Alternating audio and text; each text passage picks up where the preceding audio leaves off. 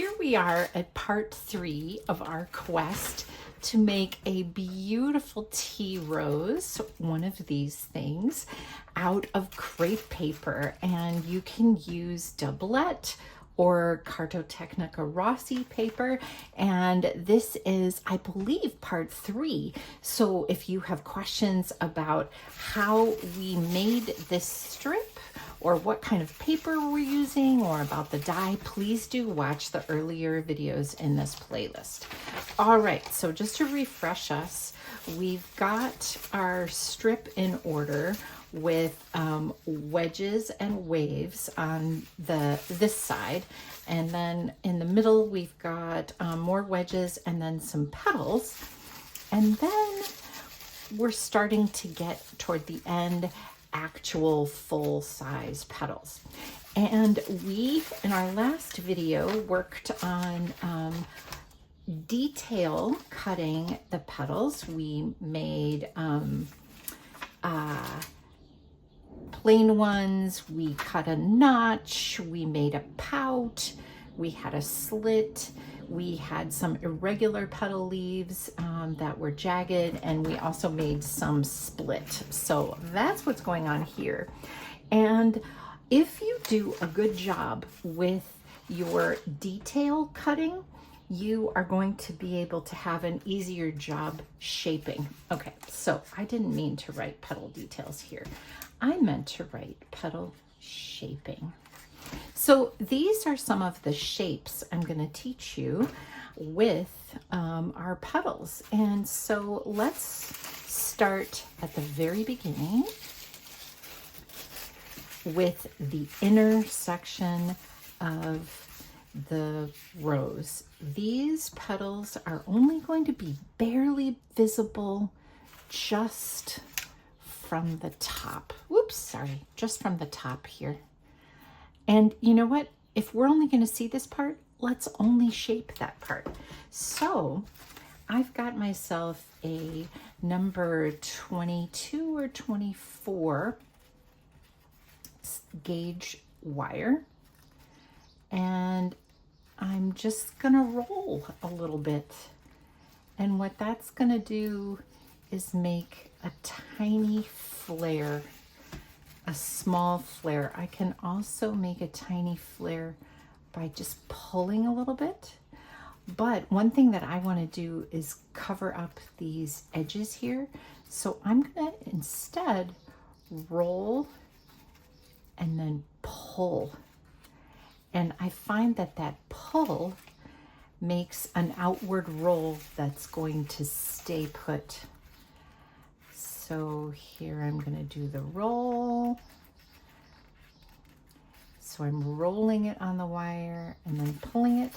And I don't have to keep it so centered either. I can roll it along the wire asymmetrically, but I do want to make sure that this bit, the inner bit of the lip, is wider than the outer part of the lip, which is going to keep the corner from showing.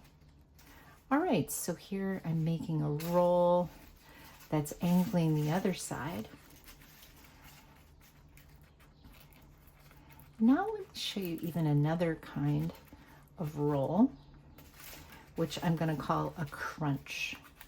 So I'm rolling, and as soon as we move to the larger size wire, it gets easier. And instead of pulling the petal sides outward, I'm pushing them in. And look at that texture. Isn't that interesting? And even though crunches are great for wrinkling, they actually make the paper smoother if you stretch out all the wrinkles. So there, I've got that. Sometimes when I'm using the really small wire, the edge folds in on itself, and I always have to look carefully for that and make sure I'm not doing that. All right, now that we're close to the middle, we can increase the size. So I'm still doing those rolls, these outward rolls. And one reason why I know that I'm curling them the correct direction is because I have my piece of tape here. And this signals to me that I want those petals rolled outwards towards me. And that I find really helpful. So if you want to learn more about the placement of that tape, watch the previous video. All right, that one's asymmetrical. Now I'm going to start to roll in an angled way. So I've got one roll there, I've got one roll here, and then I'm going to kind of pull everything so that it's kind of smooth. All right, so I'm going to speed up for a little while I do those angled rolls.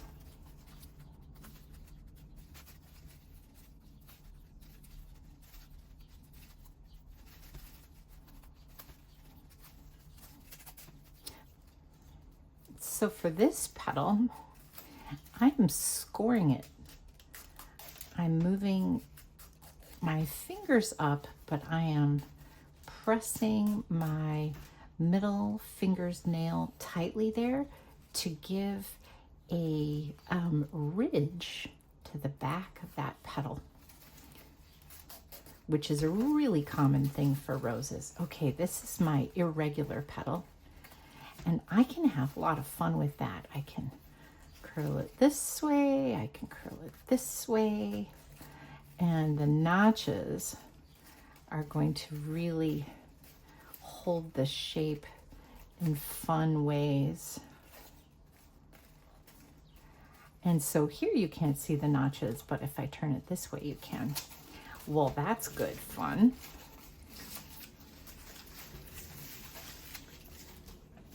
Okay, oh, yep, that's fine.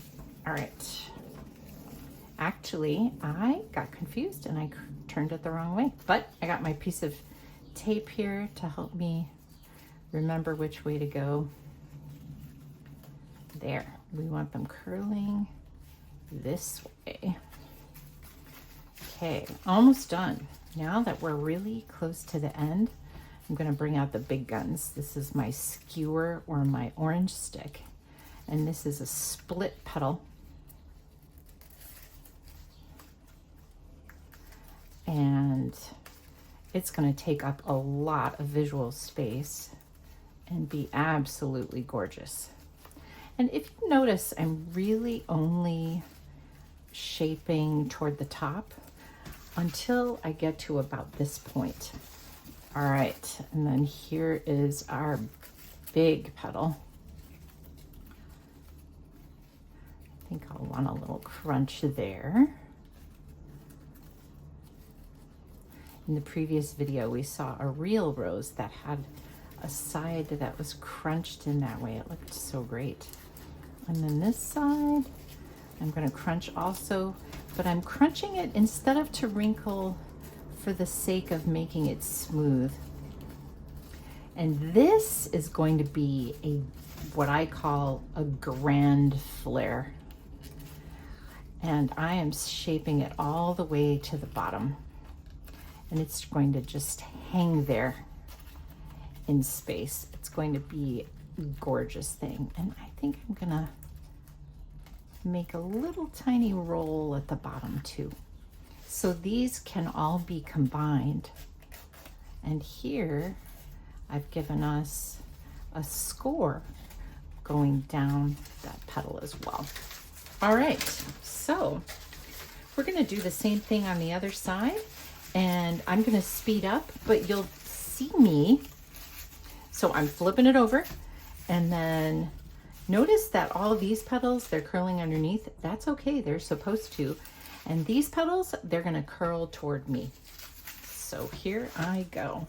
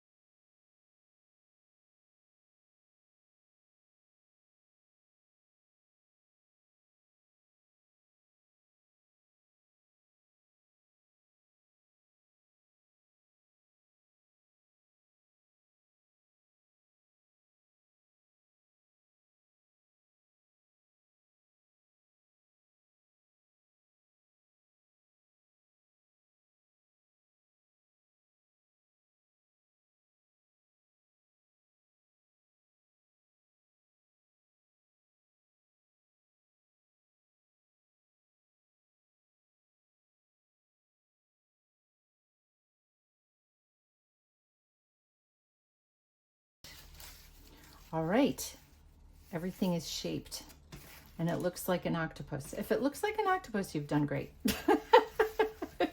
Please do like and subscribe so you can see the next part, which is where things get put together. Let's roll this rose.